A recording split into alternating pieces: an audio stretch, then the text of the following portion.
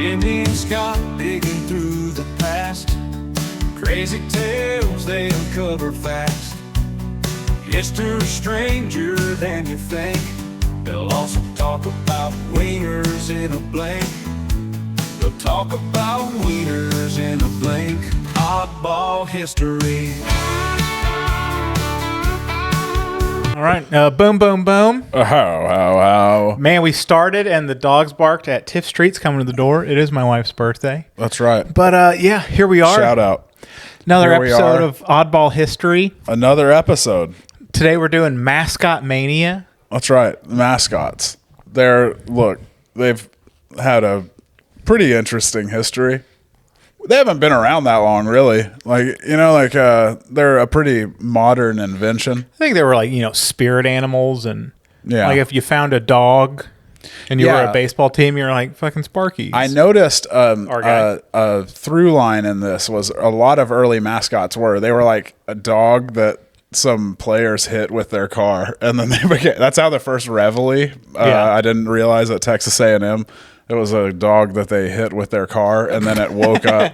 They took it with them and were taking care of it, and then it woke up at Reveille the next day. So thus the name. The first Jonathan the Husky at UConn, they named him. They were like, new Husky, how exciting is this? But it's the 1930s. They announce him. The next day, he was run over by a car and killed. His reign lasted a day. There was just a lot of running over of a lot of dogs getting injured. Animals. But we're covering the Phillie Phanatic. Yeah, who is icon. the most sued mascot of history. The most sued mascot in history. The New Jersey Devils previous mascot Slapshot. That's right. He got up to no good. We'll cover it later. The predecessor of the New Jersey Devil. And you can tell he did something bad because there's very little about him on the whole internet. It's one of those things. Whenever you fuck up and they replace a hockey puck with the devil, you've smiling hockey puck. You've made you've made mistakes. Yeah, and then we're also going to be doing the San Diego Chicken. Yeah, aka the KGB Chicken, aka the famous chicken. This guy is Ted Giannoulis. Yeah, Ted Giannoulis. He is a legend, and just look at his website if you don't believe me. I'm going to get into it. It is crazy. Yeah. Ted Giannoulis' website. And he also, the San Diego Chicken was a part of Operation Flagship. That's right. One of the largest fugitive busts in American history. Yeah. So a big old sting operation put on by the the U.S. Marshals. There's also some 1985 honorable mentions: the Fat Boy for the Cubs, the Tufts Elephant Jumbo, and Peruna, the SMU mascot. The SMU mascot famously killed another mascot.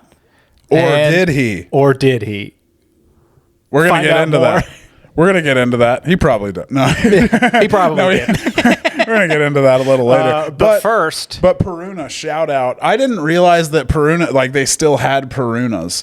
They still have little Shetland ponies. They run after touchdowns. Yeah. I haven't. And I'm getting back on the bandwagon. Oh, yeah. Now they're that they're good again. Now that they're good and paying everybody, it might be fun to go to one. That's right. But first, as always, the top comments. Top comments of the week. I was so worried Allie was going to bark when I did my extra beefy top comments announcement. I thought it was us. I didn't realize there was a guy at the door. I thought it was. I was like, ooh. Boom, boom, boom. I was like, ooh, I hit the Hetfield voice a little too good for Allie's liking. Hit the old brown Understandable. note. It's like a challenge for them. Do you remember the movie, the Metallica documentary? Where it shows Hetfield which one? The one making music. The one making Saint Anger? Yes. Yeah, some kind of monster. Yeah. It's great. Oh, it's great. Front to back. But that's one of my favorite parts is you hear Hetfield doing takes with no backing music, and it really pulls the mystique right off. It really sounds silly. He's like, yeah! Let me do that again. Yeah! Oh, fuck. Welcome to a delightful dive into the world of mascots with Oddball History. But first, some jokes by me, artificial intelligence. Why did the mascot bring a ladder to the game? Because it wanted to reach new heights. I've used this setup and punchline for many episodes now. Maybe Jimmy will help with the next one. Here's another. What's the difference between a trick performed by a Valentine's Day mascot and your mother? One is a Cupid stunt. These playful jokes highlight the whimsical nature of mascots. In conclusion, mascots are more than just costumed characters. They carry a rich history and bring laughter and excitement to our lives. Now for those top comments. That first top comment is about Roy Sullivan. The man so nice, lightning struck him seven times. This guy in all caps goes, "You forgot the best part. His tombstone was destroyed by lightning." Yeah, here's the thing on that. I tried to look that up, and I don't think it's him. It might be somebody, but I don't think it's him. That is the problem that Scott fights more than I do, is when we come across stories that are crazy and there's some embellishment. Boy, will I go, hey, let's not get in the way of a good story here, where Scott will investigate more and be like, I don't think that might not have happened. Yeah, but, well, here's the thing, though, is usually, like, the truth is better anyway, because, like, that means there's another... I think that this is a separate person who got struck by lightning and killed, and then their Tombstone got hit. struck by lightning, Yeah. which is its own great story. You know? Yeah. Lightning is a... You don't want lightning as your fickle enemy. mistress, old lightning. Yeah, you don't want to cross lightning. Well, you know? all right, You don't want so, to get on its bad side. let's But see. if it was Roy Sullivan, I apologize. That's amazing. I don't think no, it was. No. Black _ Alja 3. You're a fucking liar. Get off of our podcast page, you piece of shit. Okay. All right. Final decision. Hell yeah, I wouldn't have gone that strong, but I'm back in Jimmy's play here. Fuck you. Yeah. We're just yelling at top comments. Just becomes us yelling at our Somebody our calls us listeners. goofy. We're like, hey, fuck you, Son guy. of a bitch. Yeah. Come to Dallas. See these hands. There's a lady like that on the current season of Below Deck I'm watching who anytime like her boss gives her a criticism and she's like, hey, fuck you. It's amazing. I'm like, I don't think she would be employed on a boat that isn't also a TV If show. you weren't required to make good television, I think you'd be let go. I don't know. I do Southern Charmed, JT, universally unlikable. But he just stirs shit up. You need that so guy. you need him for You the need show. him. Just to be like, hey, Tammy, you're a cunt. You know? This is a bad man, but he is Yeah. really mixing up I wouldn't like to be around him, but boy, how does he make some good TV happen. the straw that stirs the drink. So this was about Adolph Sax, the inventor of the saxophone, and Very- his so not good childhood. Yeah, very. Of all, he had almost died 7 times from every reason. Final Destination movie of a childhood. And this guy goes, someone was back in time trying to kill the wrong Adolf. That's right. Hilarious comment. It was Wile E. Coyote. If you think, I like to think that's where it was Yeah. Wile E. Coyote just failing at killing the wrong. yeah, it was before they really ironed out the Terminator movie. They were like, why do we keep sending the cartoon coyote? We should really do a scary robot. We know he's going to crash out on rocket skates, and yet we give him rocket skates every time. Every time. Why? We're sending him into the portal with rocket skates. We know what's going to happen. And then let's see. This is about Robert Todd Kennedy being around for all the presidents Bob being Todd. killed. Old Bob Todd, Big Bob Todd, farm welding, old Nick, longtime old listener. pal. You know who else was at every single assassination attempt? Secret Service. Coincidence? We think not here at Oddball History. That's right. We need to look into it more, but that can't be a coincidence. It can't be. And yeah, I also had a little tie-in with our Bob Todd story. I was Yeah. watching a Twilight Zone where a guy was going to go back in time and he was going to try to right historical wrongs. Like he was going to try to avert various disasters, the Titanic, and so forth. But he found he couldn't affect. Everybody just thought he was a crazy man, and it went to show like you can't change the past. So he's like, well, I'm just going to go back to 1881 just to live, not to change anything. I understand that can't be done. So he goes back to 1881, and he realizes it's right before Garfield gets assassinated. And he's Okay. like, well, can't do anything about that. And then so he just keeps living his life. And then he falls in with this school teacher. And then he remembers that he read a thing about this town he's living in about a school building burning down and badly injuring 12 children. Yeah. And he's like, well, can't do anything about it. Time travel rules. So he's like, no, sorry. At a point, he grabs a newspaper. He's like, sorry, President Garfield, but you must die. And then he walks over to the window and looks at the school and goes, It's on fire. And you must burn. I was like, you shouldn't have so much fun with it. But anyway, he has a crisis of conscience. I like the episode is just a boring episode of a man's life. Yeah. Being like, well, I guess I'm going to work, Yeah. live my life, watch Yeah. those kids burn. Yeah, he's gonna. That's his whole plan. He's just gonna live there and be. But then he has a crisis of conscience. He tries to save the school, and he knows that it got lit up by the lamp of a medicine show wagon. So he goes out to this wagon. And is like, "You need to get the fuck out of here." And in doing so, he spooks the horses, causes the fire himself, bursts into flames. He tries to go and save the children. And like 6 guys immediately grab him, which was really weird. It was weird how well coordinated and how quickly they gave up on those children. Yeah. They're like, they're done for like immediately. This dude's ass. It was a single like kerosene lantern. Yeah. I think he could have made it in there very safely. Yeah. I think it would have been fine. He could have saved. Yeah. But they were like, forget about them. Okay. Well, there's the Twilight episode recap of. Yeah, but anyways, because Garfield. Yeah. So I was like, oh, yeah, I know about I'm that. kind of tied into this. I know about that. Yeah. I got to tell the story of this whole episode on the podcast later. Don't bark. Allie, come here. She's going to bark. I'm not editing this out She either. has things to say. She has things to say. This guy commented, this is an old clip. Who would win, Coco or Ken Allen? Oh. A little guerrilla warfare. Or Ken Allen wasn't a gorilla. See, here's the thing. They were very different, you know. Coco was quite content, I think, with where she was at. She's learning things, getting kittens, playing with blocks, having a great time. Ken Allen was more like, I need to get out and find Otis and murder him. and hurl rocks at his bitch ass. Yeah. That's what he was like. He had a singular purpose, like Yeah. Captain Ahab, you know. From hell's heart, he stabbed at Otis. If you will. From an orangutan with a love triangle vendetta. Ken Allen's one of the best. Yeah. My answer, My answer was Coco in the streets, Ken Allen in the sheets. Yeah. All right. I think that's very fair. Yeah. Coco was more glamorous, you know. Coco had the celebrity friends. Ken I also Allen, think she was just a gorilla. Yeah. A more glamorous ape. Yeah. Frankly. Yeah. I mean, I'm not not here to talking throw shit about stones. orangutans. We love you, orangutans. Yeah, and your super We love soakers you, full of cum in Russia. chimpanzees. Exactly. We love, all the great apes. We're fans of you all. We love you equally, but let's face it, gorillas, they're the glamour ape. Top of the heap. They're the glamour ape. Then this guy, I didn't make the rules. You know, Hollywood did when it comes to... All right. this guy did a bit, and it cracked me up.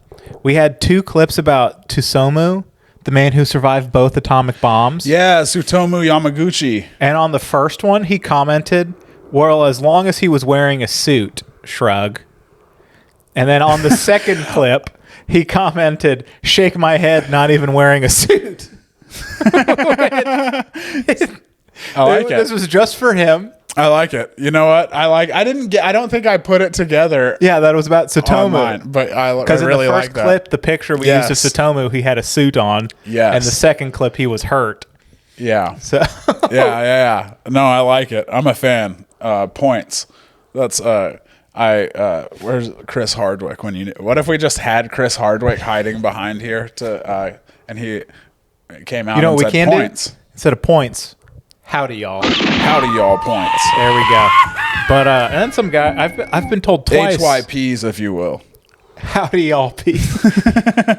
I've been told I look like Taylor Lewin twice. Yeah, you get that quite a bit. I get that. I think it's just the former mustache. offensive lineman. Yeah. Former arch nemesis of Josh Norman, if you remember that. I don't remember that at all. No. They played, and I think it was when he was with the Titans, and Josh Norman was with Washington, and he had his celebration, his bow and arrow celebration that he would do after he got interceptions. And Taylor Lewan went to the sideline well after the game, and Josh Norman's sitting there by himself, and he did mimicked the bow and celebration. arrow shooting at him, and Josh Norman got really, really mad. And, Hell yeah.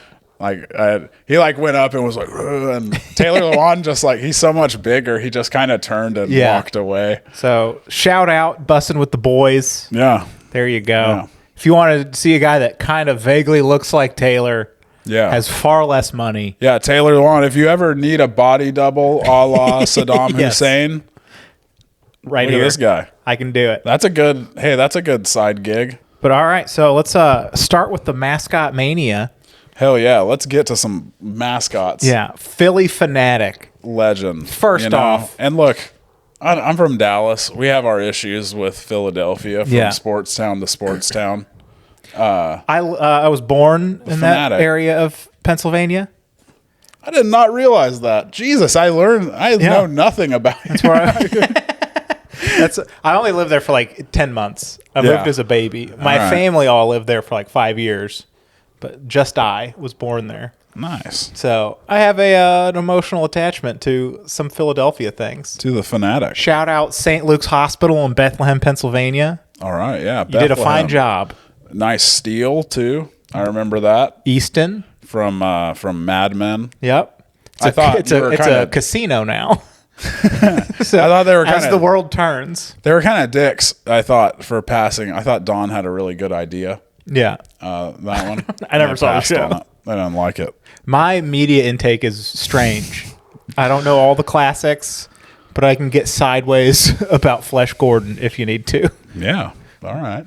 But so the Phillie Phanatic is famous for being the most sued mascot in the history of sports. That's right. He is. He got to it immediately. He's been the Phillie Phanatic like from day one. He debuted April 25th, 1978 at Veterans Stadium in Philly on a Phillies Cubs game. There was no great fanfare for the Phillie Phanatic. He doesn't need it. He just started heckling pitchers and shaking his belly. The belly shake.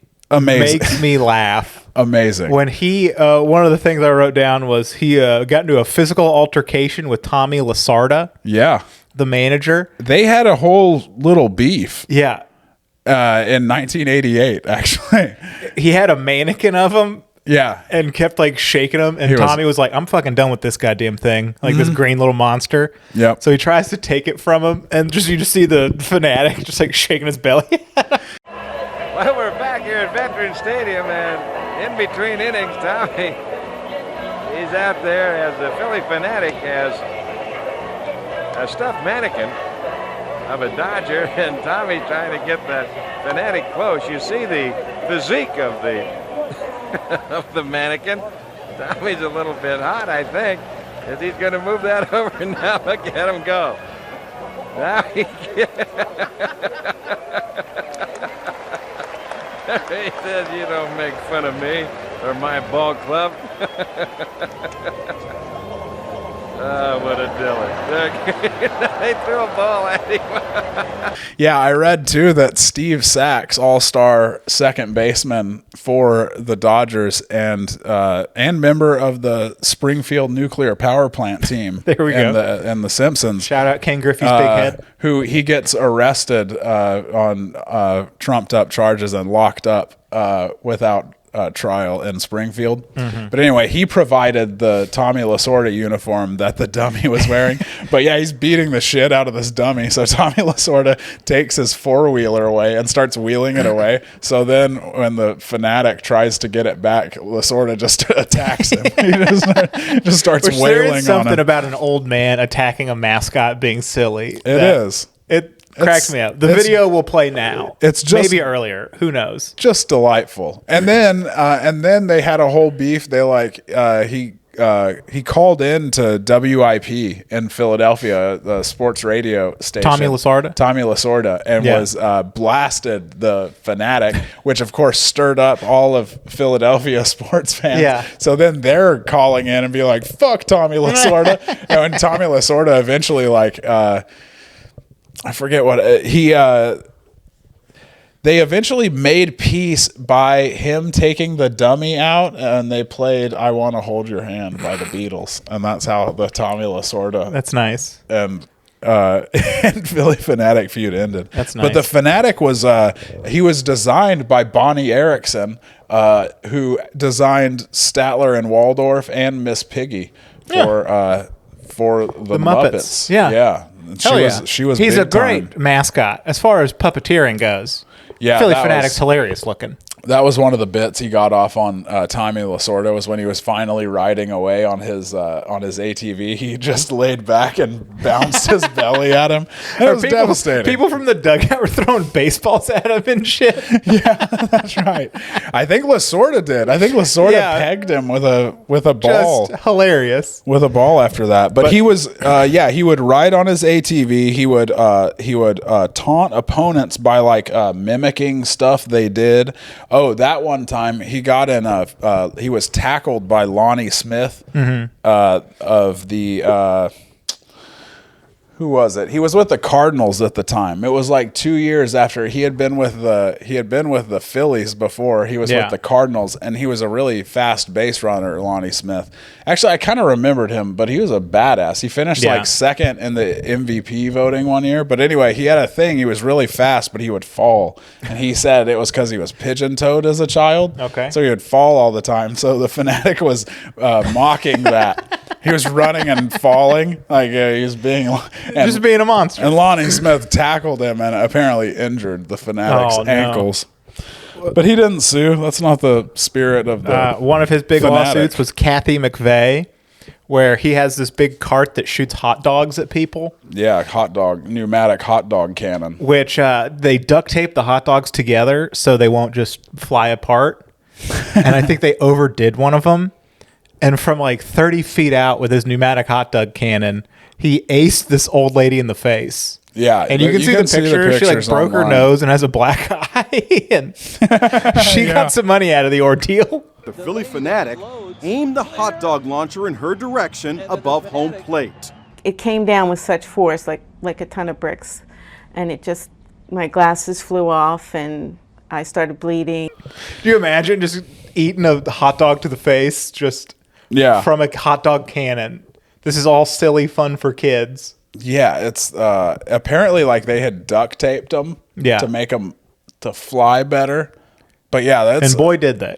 Painful to take a hot dog to the face, and like, who are you going to tell that to that's not going to burst out laughing? You know, that's the real... You can't even tell anyone about it. You tell your therapist about it, they're on the floor. You know, there's no decorum with hot dog to the face. Get out of my office.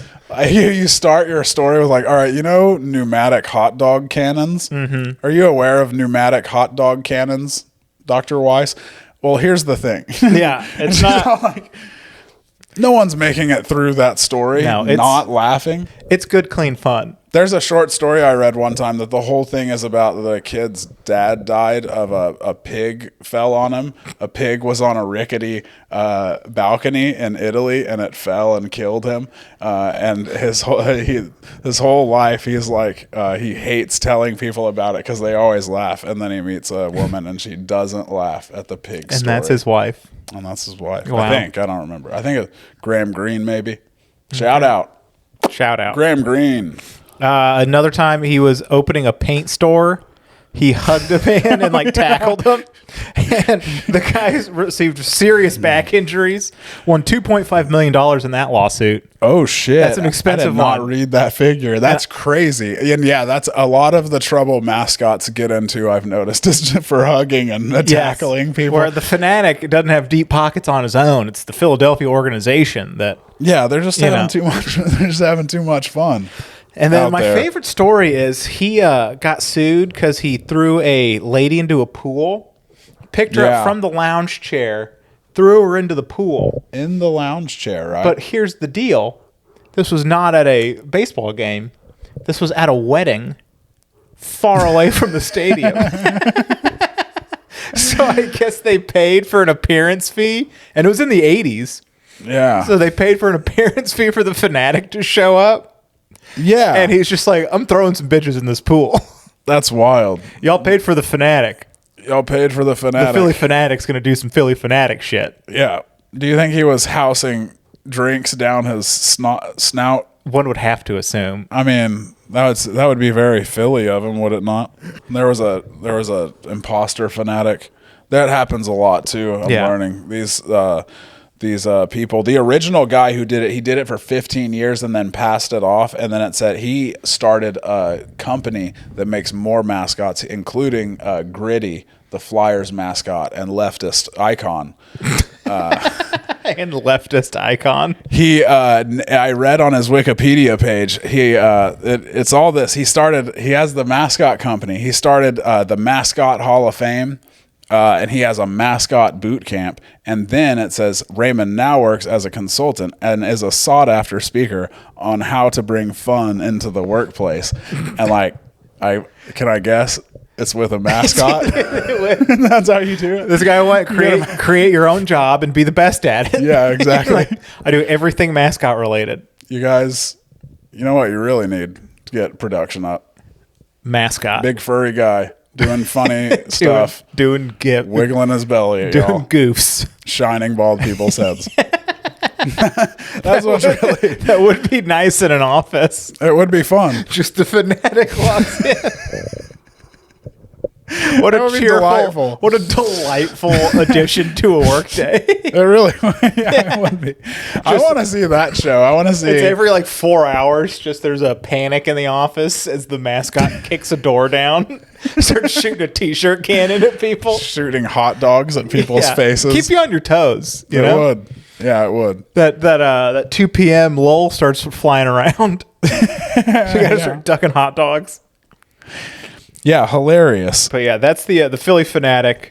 Hilarious. Again, just a complete legend. Hey, fun fact about Lonnie Smith too. Lonnie Smith, he was one of the baseball players who was caught up in the cocaine trials of the mid 80s. And at one point he thought he had been blackballed from baseball by the Royals' then general manager. I think it was John Uberoth. Yeah. And so he bought a gun and was planning to murder him. And then he sobered up from the coke and and came out of his depression and was like, oh yeah, I probably shouldn't do that. Probably shouldn't kill that guy. Yeah. I always wonder, where did this information come from? Was this Lonnie Smith in a tell-all book? Yeah. Okay. That part was. Okay. Yeah. He talks about how he was depressed and he bought a gun and was. Yeah. You always wonder how that information gets out. Yeah, much like Tsutomu saying he was going to kill his family if Japan lost. Why offer that? Keep it to yourself. Just put that one in your pocket. Japan lost. You didn't kill your family. Hey, here's an idea. Put it in your hat. Put it in your hat. Just let it go, man. You got away with one. Yep. But our next guy we're going to cover is the San Diego chicken, the KGB chicken. The San Diego Padres. This guy is he's such a legend. All right, I read his website. Tell me about this guy's website. His website is. You seem blown away by the guy's website. Incredible. All right, you think you know how legendary the San Diego chicken is, but you have no idea. All right, here are just some of the sentences I read on the famous chicken's website. Perhaps in another era, the role of the chicken could have been played by Harpo Marx, Peter Sellers, Andy Kaufman, or other physical comedians. Still, there would be debate if even those comic greats could have pulled off the live performances in a real-world setting that Ted Janulis crafts every night he covers himself in costume. Goddamn, Ted is a humble man. He's a humble man. Yeah. The chicken character has transcended into a virtual folk hero who, as one Washington newspaper editorialized, wonderfully fills a jester's role, mocking both substance and ceremonious forms, parodying the powerful and cavorting with utter irreverence. Which, if you wrote that sentence... We're getting a little flowery here. Take it easy, guy. The guy in the chicken costume throwing T-shirts around. That sentence, it had to have been written by Paul F. Tompkins' clown. Do you remember his clown teacher character from King of the Hill? No. He teaches Bobby classic clowning. Yeah. But he could have written that. Cavorting with utter irreverence. That sounds like him. That's him. Shout out. Let's see. He got into some shenanigans too. He one time in 1991. He grabbed a Chicago Bulls cheerleader and rolled around on a basketball court with her. Yeah, he tackled her and rolled. And that lost him $300,000 in damages. That's a big one. And look, fair play to Ted Janulis. He did mention that, I believe, on his website. So, you know, he wasn't. It was somewhat forthright. This is one of, in 1997, the San Diego Chicken is sued for beating up, in quotation marks, a Barney the Dinosaur lookalike as part of his act. Yes. In court, the Chicken argues that his act is satire and thus protected by the First Amendment. That's right. He wins. That's right. He wins. He did this bit at the ballpark in Arlington, I remember, because there's famous video of it with, and Johnny Oates is watching on, former Rangers manager. But yeah, he would, like, the bit was like, it was kind of dumb. It was him. I hated, not to shit on the Chicken. Look, we know you're a legend. Yeah. Don't fucking come for me, Ted Janulis, please. You all right? cavort irreverence. I don't want you to cavort irreverently at me. Yeah. Or anyone I love. But anyway, the deal was he's like doing a dance. He's like challenging Barney to a dance off, and then Barney can't dance good, so he beats him up. Yeah. He just gives him some smacks. Yeah. Gives him 5 across the eyes, and then that's the whole bit.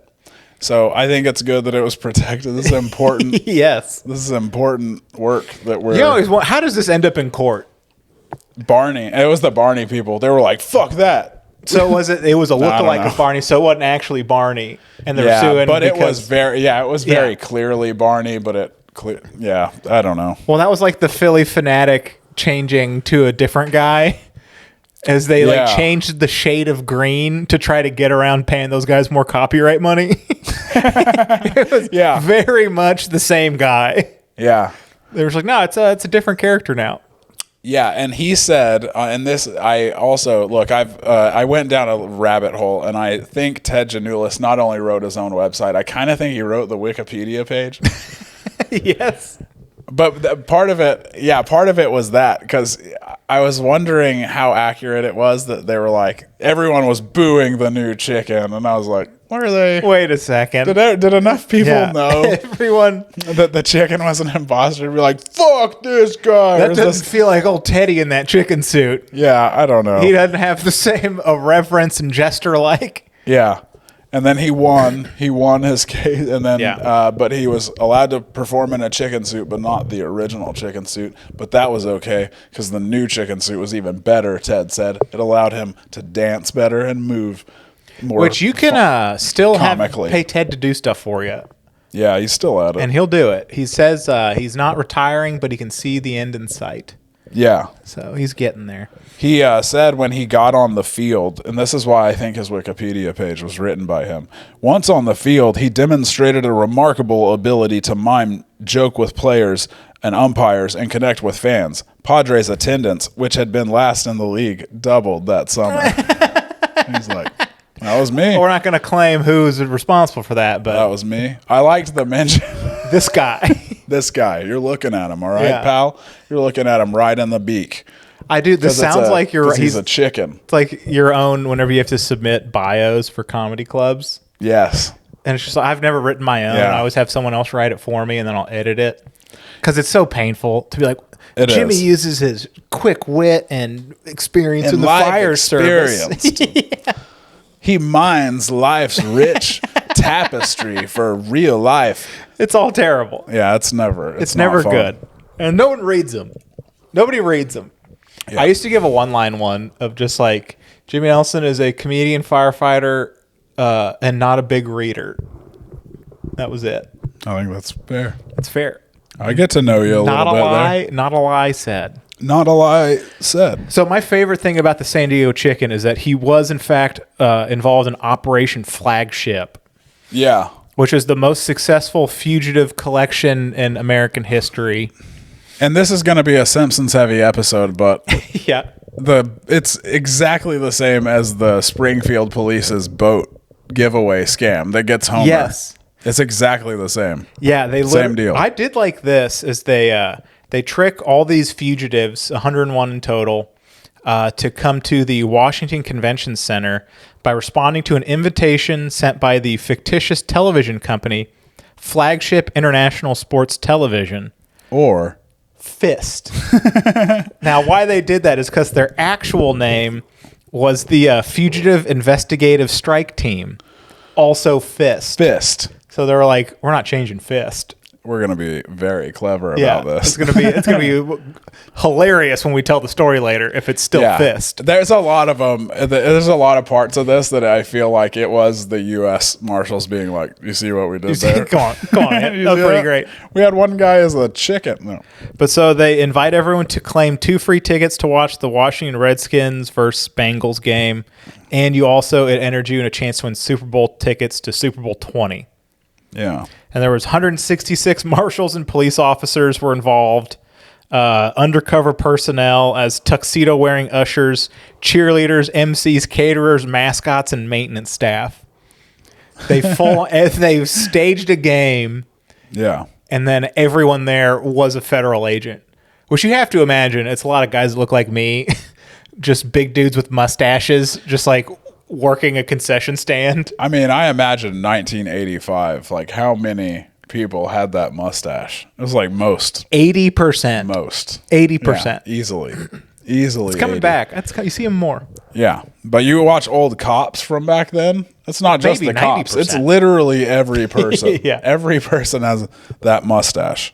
But yeah, the San Diego Chicken, I don't want to poo-poo him too much. I mean, he's a legend. He's been in every state. He's done all there is to do. He was invited to the White House by George W. Bush. He put that in his bio. He was at WrestleMania in both 1999 and 2000. Although in 99 it was Pete Rose in the chicken suit. He got tombstoned. He wasn't invited back as after 9/11. It was just 2/10 of a time for the chicken. Exactly. So, he was in McDonald's commercials in the 80s when Ray Kroc owned the Padres. I didn't realize that. He did it all. He was one of the greats. Yeah, Ted Giannoulis, you hire him. You fucking legend, you. Yeah.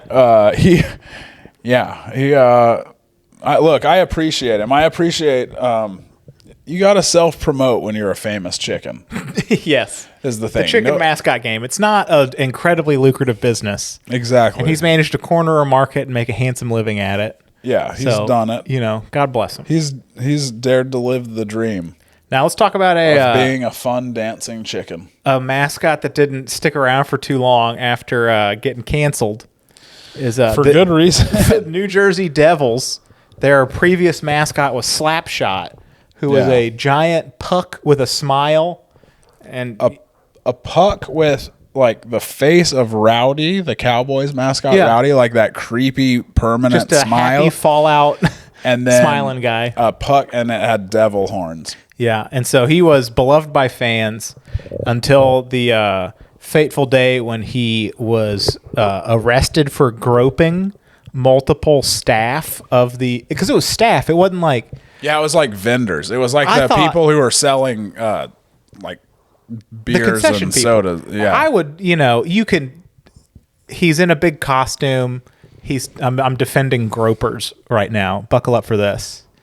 Oh no. Fans that are taking pictures with him. He's got big gloves on. What Jimmy is about to say does not represent the views of Oddball History. You accidentally, touch a boob in a giant foam hand. You don't realize it. Is me defending him. Sure. And then you find out it was all vendors behind the scenes, and it was... Yeah. He deserved to go. It was time. It was time for Slapshot. I just love that the New Jersey Devils then replaced their new mascot after the groping and molestation fiasco with the devil. Yeah. Their new mascot is a devil. Yeah. And that's how you know you fucked up. And a way cooler guy. Way just a nicer guy. Goes to show don't judge a book by its cover. Yeah. Yeah. Or a mascot by its weird face. That's how that saying should go. It might be an okay. They think they both have weird faces, but the New Jersey Devil, no, he's he's living clean. There's nothing about Slapshot on the internet. Yes. He is gone. Yeah, they really scrubbed him. He has been stricken from the record. So you can still look up some weird local newspaper articles about him going to jail, but there he is. Yeah, he's He's gone. He's been relegated to mascot hell. Now we have some of my favorite honorable mentions. Was the Cubs. 1934? 1935, I believe. 1935. They had this little boy that would go to their practices, sneak in during the summer, and they went on a 21-game heater, and then he no longer was there. And they're like, "Where's that greasy little fat boy? That's our good luck charm. Where's old Chunko? Where'd he go?" Chunko. And they literally called him the fat boy. Which this was back when... This was 1935. We're lucky it was that tame, Yes. frankly.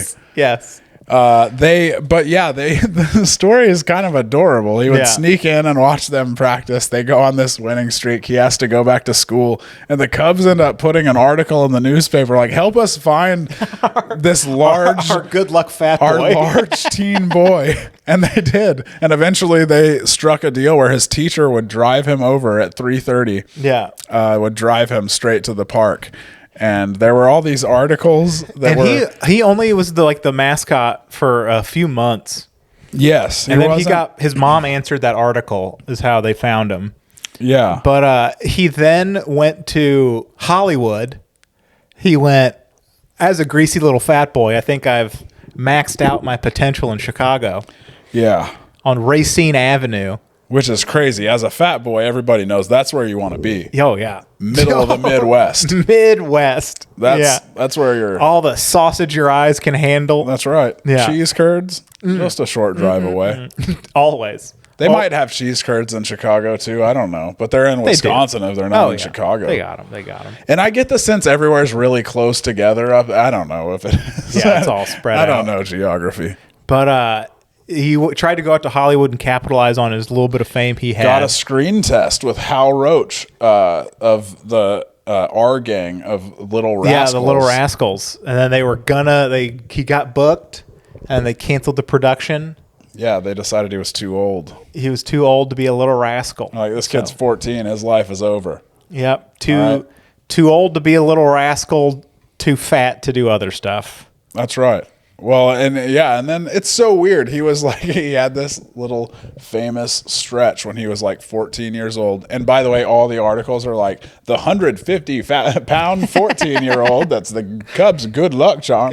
Yeah. There are all these funny pictures of him. But then he just had a regular life. He just worked a job for like... Yeah, had a family. Nothing really notable. Just a really weird start to life. I read his obituary. And it has a paragraph from his Wikipedia. Is 80% of it. And it was he grew up on Racine Avenue. It's like from that day forward, he became the mascot for the Cubs and a lifelong fan. The fame soon made him so popular that he was offered a screen test to be in the Little Rascals. They were hoping that he could play the part of Chubby, but they decided that he was too old for the part. Go Cubbies. Hell yeah. If that's your obituary... They're copy and pasting Wikipedia shit. I don't think your kids liked you all that much. Yeah, maybe not a good dad sprinkled in there. Yeah, maybe not. But you know what? He was the little fat boy. Go Cubbies. How many Cubs winning streaks have his children been responsible for? Probably not a goddamn one. Not a single one. They haven't lifted anyone's spirits with their delightful rotund figure. Ungrateful children in from the outfield. That's so funny to me too. That's just the way mascots happened back then. Yeah, it was like, well, hey, everyone likes the fat kid. Should we go find him? Like, yeah, go get him. Allie, exactly. Are you looking for a new furry friend? Have this one. All right, and then the next one, Scott, you like this one.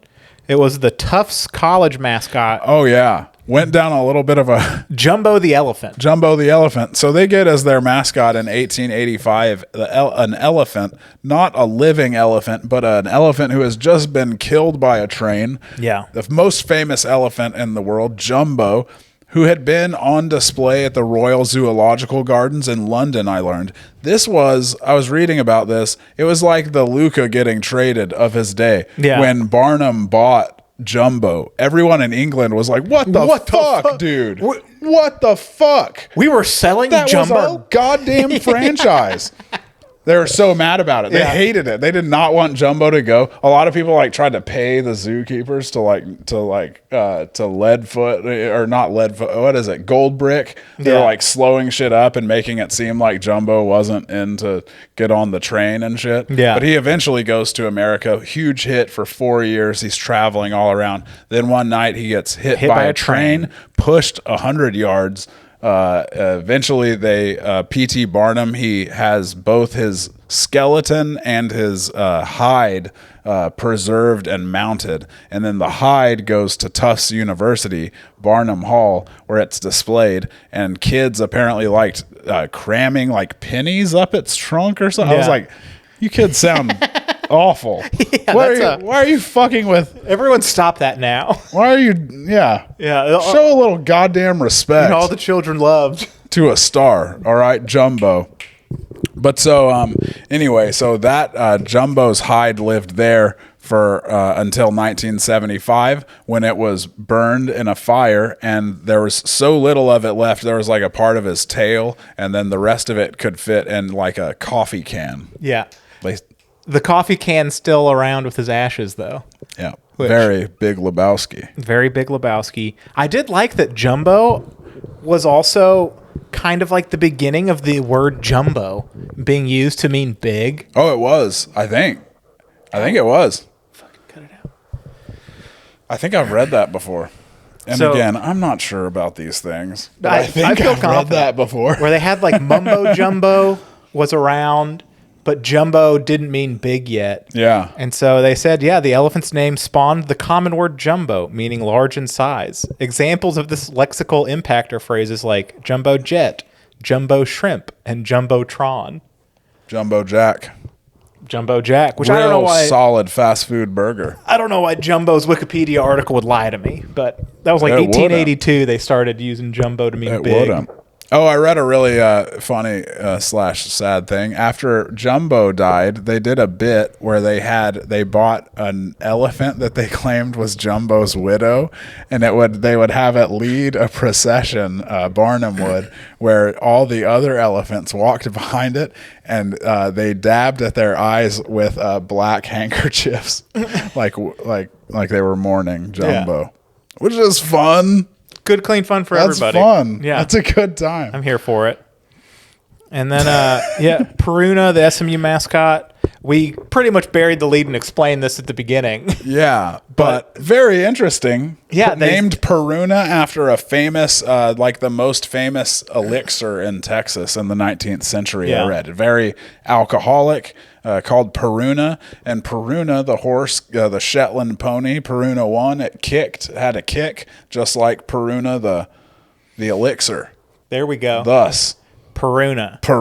And so it was like famously, like legend has it that it's the only NCAA mascot to have killed another NCAA mascot. Yeah, it's alleged to have kicked the Fordham Ram to death. Which I heard a funny thing about Fordham is like the Christian people up there got mad because they'd go 1 damn, 2 damn, 3 damn, 4 damn. And so they changed it to Ram so they would quit yelling damn all the time. Oh man. But you can't have any fun you can't anymore. have any fun in 1934. That's fucked up. I heard in Norfolk, Massachusetts, they had a chant that was like, we don't drink, we don't smoke, Norfolk. That was a good chant. That's a great one. So Ram. I heard that on Greg Fitzsimmons' podcast. Norfolk. Grapefruit Simmons. Old Grapefruit Simons. But so the story goes that he kicked him during a game. Yeah, in 1935. The problem with October 25th is if you look it up, and it is very funny. There are accounts of Peruna being in New York City for that game. He rode around New York City in the back of the back of cabs, with his trainer Yeah. and stayed in a pretty nice hotel and kind of had the run of it. Yeah. Like, what a funny time. I would have loved. Just a horse walking down the hallway getting some ice. And everyone's always bitching about everything's ruined by a cell phone. I wish someone had a cell phone in the day that Peruna was wandering around New York City. That would have been so good to have footage of. That's a Mary-Kate and Ashley movie. That's all over it. It really is. It really is. They're They a would little have to horse find pal. it. Yeah, they'd go missing. And they would. They'd find it eventually. But of course, they'd after just good get detective into work. some hijinks Yeah, it in happened. between. And We'd that's figure it out. fine. That's, because what it's really about is growing up. It's about the friends you make along the way. Exactly. It's important. And sisters. But there was just confusion because like the next week when the Peruna returned back to Dallas, he got loose and was struck and killed by a car on Mockingbird Lane, which is a major thoroughfare. It is a major thoroughfare. You shouldn't be wandering around Not there. a lot of Peruna. horses on it. Yeah, there are not a lot of horses And on so they think Mockingbird.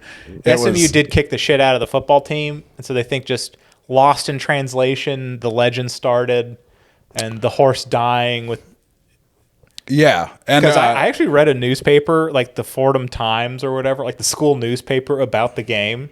yeah, Not a mention of a mascot fight, which that would be included. yeah, that would definitely That would be be in included. there.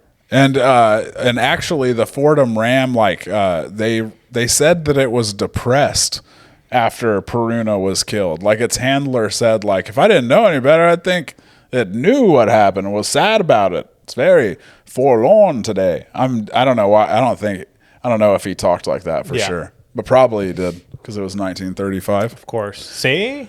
Man, see, he's On a real wig on sad. Glasses. One of the saddest rams I've ever seen. Saddest rams. Never find a sadder ram than he. Locked himself in his barn, is listening to Lord. Lord. So that concludes our mascot talk. Yeah, fucking So mascots, mascots, we did it. We did it. The initial joke, like our Vietnam draft bust episode, which Yeah. it's not going to be a good episode. It's just a funny joke to do like draft busts. Yeah. And have it be like Ryan Leaf and Jamarcus Russell, famous football players selected in the first round. And then have your third one be like a guy in Vietnam that died in training and never actually got to go to war. Yeah. Like, That's a pretty big draft bust. that's a draft bust. That's a draft bust. That sounds more of like a joke than Yeah. us spending an hour talking about Ryan Leaf for just to set up a guy in Vietnam dying sadly. We could put an hour into it. Yeah. We could do an hour setup. But we wanted to do like silly zany ones, and then there actually was a guy like a AAA baseball team. Oh yeah, there have been actual monsters among the ranks. Because the initial joke that kind of spawned this was do silly funny things about mascots being zany, and then have like just an awful horrific crime. Yeah. And we found a few of them. and then it's like, oh, I don't know if this will be so funny to read out loud. When we could, when not in theory. Pedophile jokes are more funny when it's the idea of it, not a criminal that has been murdered by the townsfolk. Yeah. So yeah, It's there real. you go. It's real talk. I was laughing. We're recording this on Wednesday. I'm headlining a club in Fort Worth tomorrow. Big laugh. And I ran a couple ads. So, like Dallas, Texas TV? I do. That guy's actually like the original guy. It's like 1 million followers. People work there now. But the original guy lives in my district, kind of in Oak Cliff. And so like we'd see it. I'm like, I've popped up on there a bunch. Like we'll like be dragging this guy that got shot out of an alley, and like he'll be there in like 45 seconds. Like he'll get there when we get there. And Like he's on. Nightcrawler. Yeah, it's literally what but he does. I forget what those guys are called. They're not night crawlers, but just the reporter. Paparazzos. Yeah, like the bloody paparazzi. I don't know. But so I was like, man, I'll hit him up, see like what it costs. And so I hit them up and Fort Worth, Texas TV, very similar site. And I forget that Dallas, Texas has like 1.4 million followers. So it was like $1,700 to get an ad on his thing. Oh, shit. And I was like, well, for a show I'm going to make $900 for, Yeah. I don't think this makes fiscal sense. Yeah. No, I think I'm going to get a sandwich board or something. But I did do the one with Fort Worth, Texas TV, and I ran these ads prior to a tornado happening. And so literally the page is entirely just like destruction from the storms. And then me doing a joke saying you should come out to a show. That's hilarious. Oh, that's rough. Yes. That's just tough luck, you know? Let me see if they We couldn't have known the wind. The wind has been wild. It's been blowing really hard all week, even when it's not been doing tornadoes. That's the meteorological. Is that how you say it? Yeah. Stormy. Doing tornadoes. Yes. God's doing a tornado right now. Because all the gays. Because we're mixing fibers. Because we're mixing fibers and eating shellfish. That's my old. It's an old Bible thumper, but he's mad about all the parts of the Bible that nobody's mad at. Yeah, I like that character. He likes a lot. the really niche things. Yeah, I like that a lot. You shouldn't wear mixed fibers though, for real. Unless, if you want to burn in hell, that's fine. Yeah, of course. But seriously. Yeah, 30% cotton. See you in hell. See you in hell, guy. Have fun. All right. I did this Dumb Zone again on Monday. Oh hell yeah! Had a blast. It was Good a fun times. episode. They had one of the guys that was there for the company that sponsored it that had 2 wives. What? Oh wait, I saw you say that. I was like, what The does that guy, mean? and it would like very casually came up at the very end. He was just in the background helping put stuff on the screens. And then one of the other guys was just like, "Oh, hey, tell him the thing." And he was like, "Oh, I have 2 wives." And it was at the end of the show. So what's the explanation there? Is he Mormon? Once originally, Is it allowed? It's not allowed. It's allowed because he has a TV show on TLC. It's not legal. They're not legally married. They're just a throuple situation that live together. Okay. So he views them both as his wives. They both are like into the whole thing, but legally speaking, he's only married to one of them. I say you got to illegally marry that other one if you want. Yeah, it was infuriating If you because want he credit was for polygamy. a very kind, like you could tell he was a deeply religious man, and like the good kind. Where right. we kept on to ask crass questions of like, you bang both of them? Do they bang each other? It's like, do you get annoyed at one and go sleep with the other one? And he was like, oh, it's just like how all relationships have their ups and downs, and it's just nice to have a team to support you, you know? And Are you Tony Romo right now? Yeah, and the everyone's most wanting to be like, diplomatic answer. shut the fuck up. Yeah, tell us about them fingering each other now. But yeah, he was a very delightful man, and seems like he has a fun home life. So Oh yeah, kind of a letdown. well, good on him. Oh, but they do a section on there called Bad Beats. Yeah, And they're gonna fucking the bark. dogs, they're tensing up. Allie, come here. Phil? Allie. The dogs are going to their battle stations. Yeah, they're ready for war. So the Dumb Zone has this section called Bad Beat Story, like Bad Beats. Yeah. Which is funny getting caught masturbating stories. And hilarious. so I have a friend of mine that's a big listener to the Dumb Zone and former guest on Oddball History podcast. Yes, Clint Frizzell. That's right. Yeah. I told a story about him, and I really enjoyed saying his full name, Clint Frizzell, knowing that him and a lot of friends I know listen to this show.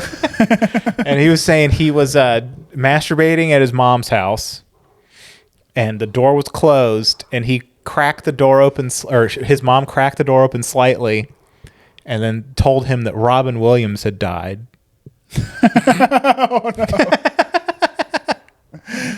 So of course, the quandary is, are you able to finish? Do you finish? You're in the middle of a thing. I believe he said he finished. But the caveat to it is we're both 35-year-old men. Robin Williams didn't die that long ago. Yeah. So Clint was just a 26-year-old grown-ass person jerking off in his mom's house. Fair. At the whole core of this story. So there you go. Shout out Clint Frizzell. Check out the JFK episode. Yeah, it was a good time. You got anything going on, Scott? No, not really. Yeah, I'm gonna ask you every time we do one. I've been playing a lot of Donkey Kong. That's been Still, this is last episode. You're playing a lot of Donkey Kong. There's a lot of worlds to get through. There's a lot of. There's like version are you jungles. There's forests. Is this there's like a modern beach. game of it? But Yeah, it's like Donkey Kong Country but updated. yeah. So Hell it's yeah. like, man. I remember that's awesome. my dentist office I went to as a child, and like the waiting room had a Nintendo that had Donkey Kong Country on it. That's fucking awesome. And boy, was that a highlight of your year. Yeah, I think twice a year we went. that's badass. I loved those games when I was a kid. They were fun. They're a great time. They'll make you feel insane sometimes, like you get stuck at the same place. I'm not that good at video games, so I will just get stuck I can't somewhere imagine Donkey Kong Country is too challenging. and just. Oh, you'd be surprised. Oh, Yeah. you'd be surprised. You have to fly this little barrel plane around, and it's very.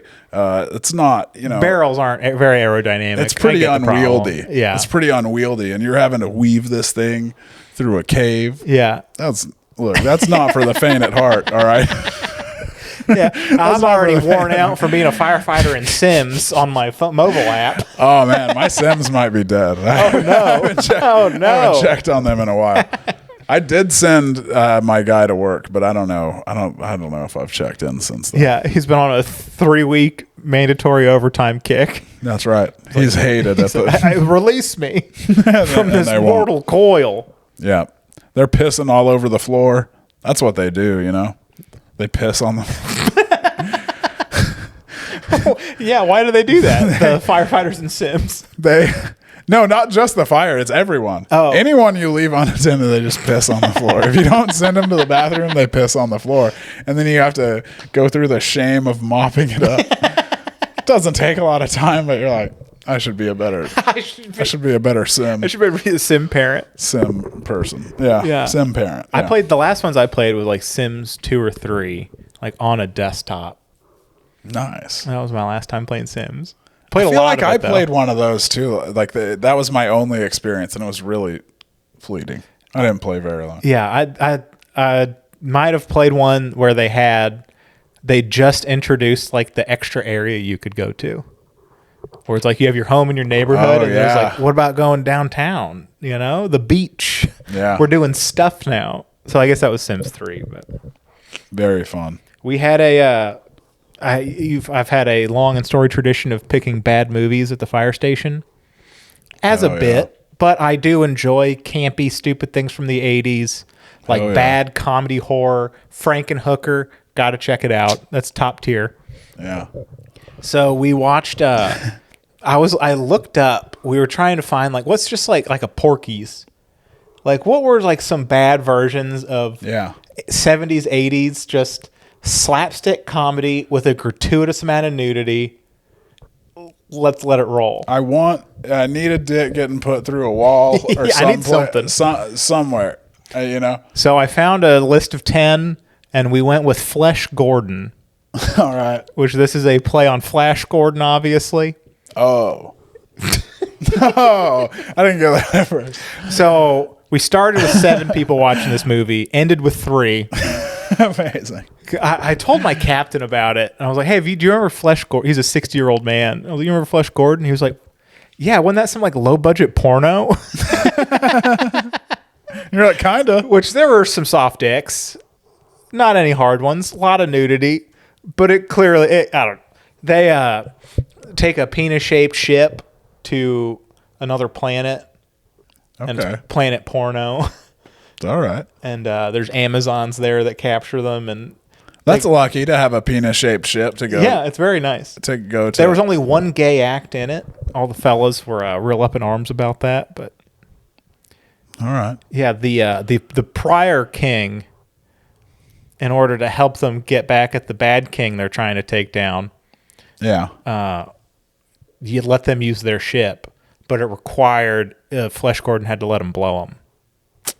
And it was All just right. like a panning, like a joke of like, oh, look, he's blowing him. And then it kind of kept moving. Didn't see any dick or mouth. It was implied, like the old Skinamax things. Yeah. Oh, sure.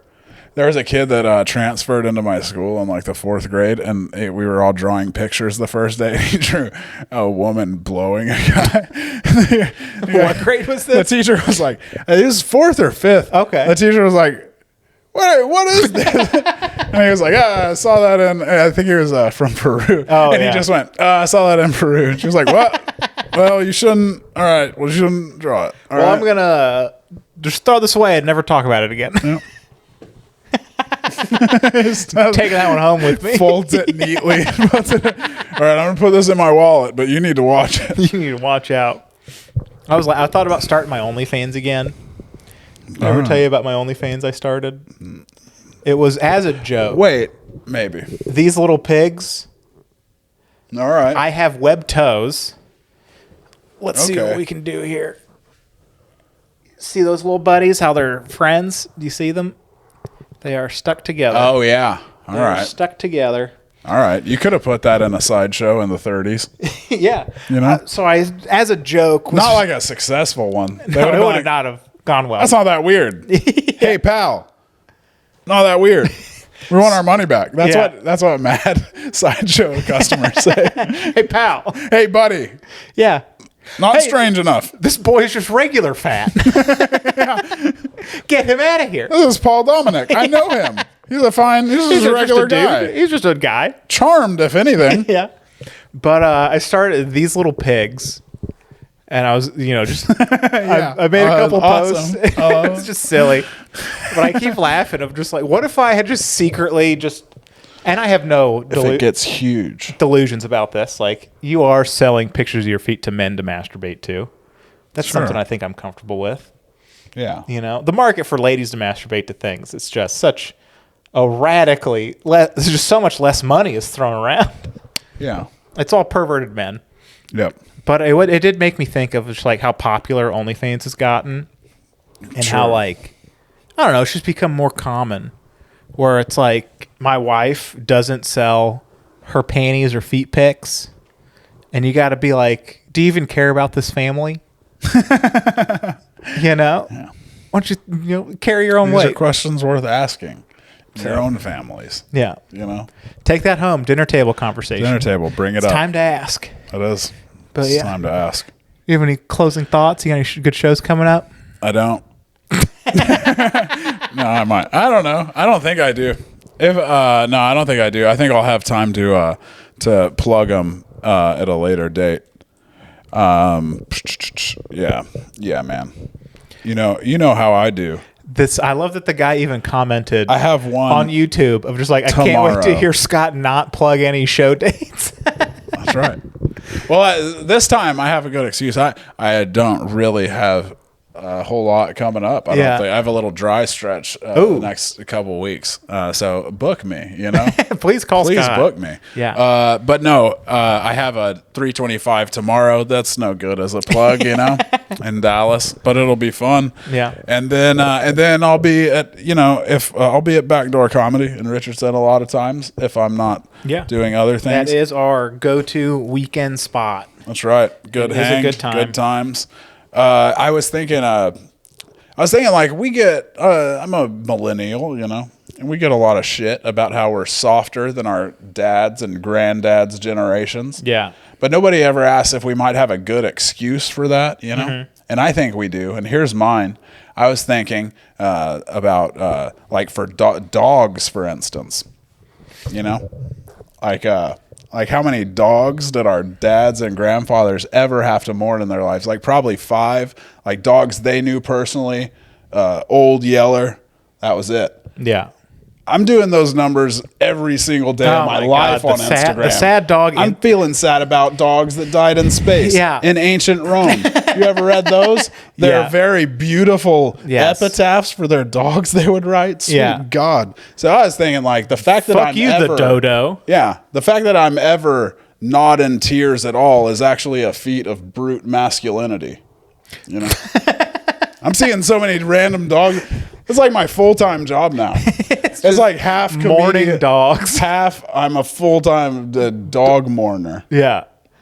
Instagram's a weird place. It is. I like how half of them are like fake now. It's so many. Like they're clearly different stories from different Yeah, or they're like a deer that befriends a dog. and they get recycled too. Yes. And it's like and they'll be presented as new things. You're Yeah. like, nah, no, Wait a second. nothing doing. I already mourned this dog. It's because everyone loves it. Yeah, That's why. I mean, yeah. The Chinese bot farms are just like, they fucking keep commenting They're like, we can. that they're so sad about the dog. They're like, we can make these guys cry at the drop of a hat by just showing them this Roman dog epitaph. I don't know what that could be used for, but it probably has a use. We were laughing where, speaking of like the grandpa thing, we had two things. We had an outside dog growing up, and Taylor, my wife, assumed that I grew up in like the country because of said outside. We just had a dog outside. Yeah. And then I very much grew up in like a regular suburb. And she was just like, why the... And I was like, oh, I don't know. It was a bad dog. I was a child. I wasn't in charge. All of our dogs are inside dogs now. They're very loved, but... Yeah. I remember the day of the outside dogs. Yeah. It was just a lot more common. Yeah. Our dogs were indoor dogs, I think, always. But like when I was a kid, if you rode your bike down the alley, it would be a chorus of dogs on going both nuts. sides running out to greet you because there was like one in every yard. Yeah. It was just more. Even the ones that slept inside, they kind of just hung around in the yard all day. I was there. Back when we used to be a proper country. That's right. Back when we- you ever watch old? I was watching old commercials for from like the 1990s, and it was like fun nostalgia, but just infuriating to look at how cheap fast food used to be. It was really taking me out of the moment. The old It's like, things. son of a bitch, 95 cents for a double cheeseburger. I don't know if McDonald's? Keller's has gone up. Have you been to that drive-through on Northwest Highway? Oh, I know Or Keller's. it's a drive up. Yeah. So you go and park, and they got like the Yeah. good. They have a couple brick and mortar places, but they have like kind of more regular prices. But you just get like a cheeseburger and a milkshake, and it's like $6. I love Keller's. It's nice. Yeah. And then And their standard burger has Thousand Island on it. I respect the hell out of Yeah. that. Hell yeah! You can do a Budweiser. Shout out, Kelly. And they just give it to you in your car. I was That's wondering the cool. legality of it. That's cool. I appreciate it, and I'll hammer a Bud Heavy in a parking lot every now and then. You know. There's a really funny video. I think we might have talked about it on here. The snow day in Dallas video from Channel 8. Flagpole like Hill? way back in the day. Oh. And the guy's just drinking a beer on the news. He's like behind the wheel. He's like, yeah, woo. Different time. Different time. Or it's like, yeah, why can't I drive drunk? I'm not driving drunk. I'm drinking while I'm driving. Yeah, and I don't think in the 70s they considered beer drinking. Yes. I don't think it was drinking Like until that- it was That great a landman cocktail. quote. He was like, I'm 6 months sober. He's like, go ahead and give me a Keystone. And he was like, there's alcohol in that. And he was like, fucking, it's basically water. What are we talking about? That was how old riders would get sober in like the early 20th century. They'd be like, "Oh, I just do beer and wine." Yeah. now."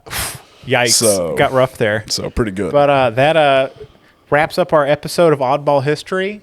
Until next time. That's right. Wait, is this 69? Oh my God. Did we not even mention that it was episode 69? God damn. Oh, I Fucking- feel so bad. Nice. Well- Guys, it's like performing oral sex while someone's performing oral sex on you at the same time. Which is a great time. It's a great It's a good time. I like Look. it. As an adult, it does seem like a childish thing that might not really happen in your day-to-day sex life. Sure. It's a position I enjoy, Yeah. you know? Yeah. Shout out. The humble 69. The humble 69. It's nice. I'm on the bottom, obviously. Sideways, not doing it. Me on top, that's just a logistic nightmare. Yeah. I remember there was I always stuck out to me in Pleasantville when when Reese Witherspoon and when they start figuring out like sex and all the kids are going crazy and making out with each other. They do this like this sweeping shot across Lover's Lane and all the kids are making out with each other and like falling into the back seats and stuff. But one of them, it looks like very clearly they're going for a guy on top 69. Right there in Pleasantville in a convertible. Oh boy. That is, I mean, look. Yeah. Look, I love a little freakiness just like the next man, but that's crazy. You can't do that in the normal sedan. Where's all the humidity going to go? Yeah. You know? You got to Yeah. think of stuff like that. Pleasantville. of all places. But yeah, episode 69. Episode 69. We love you all. Yeah. Somebody commented "Hail Satan" on one of the YouTube videos. Yeah, like Which that last means they podcast listen on the left. to the end, which is good. Yeah. So Hell yeah. We love you, especially if you listen to yeah, them. Hail Satan. Even more. Au revoir. Jimmy and Scott digging through the past. Crazy tales they uncover fast. History's stranger than you think. They'll also talk about wieners in a blink. They'll talk about wieners in a blink. Oddball history.